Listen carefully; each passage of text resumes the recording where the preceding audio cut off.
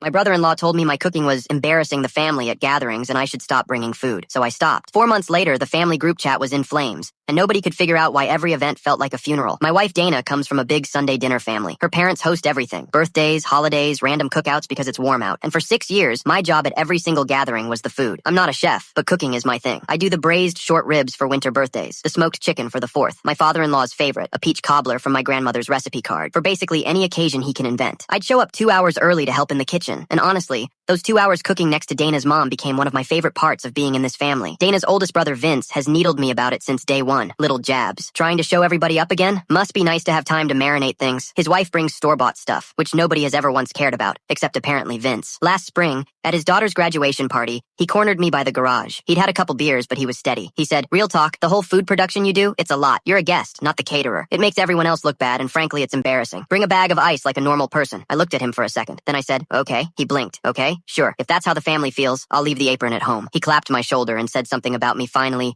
getting it. I told Dana that night. She was ready to go to war. I asked her not to. I said, "Let's just do exactly what he asked and let the results speak." She stared at me for a long moment. She knows me. And then she smiled slowly and said, "Dad is going to lose his mind." Next gathering was Memorial Day. We showed up with a bag of ice and a case of soda. Her mom met us at the door, looked at my empty hands, and her face did this little confused thing. "Where's your cooler? Where's the—" I said casually. "Oh, Vince mentioned the cooking was a bit much, that it embarrasses people. Figured I'd scale back." I said it light, no drama, and walked in. Her mom looked at Vince across the yard for a long second. Vince suddenly needed to check the propane. Dinner was burgers from a warehouse pack and a mayonnaise-heavy potato salad someone grabbed on the way. Everyone ate. Nobody went back for seconds. My father-in-law kept glancing at the dessert table like the cobbler might materialize out of loyalty. Then the quiet part started. Her parents usually plan the 4th of July blowout in early June. The date never came. Her mom said maybe they'd keep it small this year. Small meant canceled. August birthdays got combined into one restaurant dinner, a first in family history. The Labor Day cookout simply never got mentioned, like a word everyone forgot. The group chat noticed. Cousins started asking what was going on. Dana's other brother finally called her parents directly, and her dad, a man who does not complain, said the sentence that blew it all open. "Honestly, it doesn't feel worth hosting anymore. Half the reason I loved those parties was cooking with him all afternoon and eating that damn cobbler. If he's done, I'm tired." The brother called Dana. Dana told him exactly what Vince said at the graduation, word for word. The chat went nuclear within the hour. Vince tried, "I never said stop cooking," until his own wife, quietly, confirmed she'd heard it. Turns out she'd told him at the time it was a jealous, stupid thing to say. My mother-in-law called me that night, genuinely upset. "You should have told me," I said. "He told me it embarrassed the family." I believed him. "It's your family." I wasn't going to argue about my place in it. She was quiet, then said, "Your place in it is the kitchen next to me, and don't you ever let Vincent tell you otherwise." Vince called the next day. Closest thing to an apology he's capable of. Things got twisted. Everyone misses the food. My daughter keeps asking about the ribs. I said, "I'll think about it." I brought the cobbler that Sunday. My father-in-law met me in the driveway and took the dish out of my hands like it was a newborn. At dinner, he stood up, raised his glass toward me and said, "To the guy who embarrasses us all, every family should be this embarrassed." Vince brought the ice.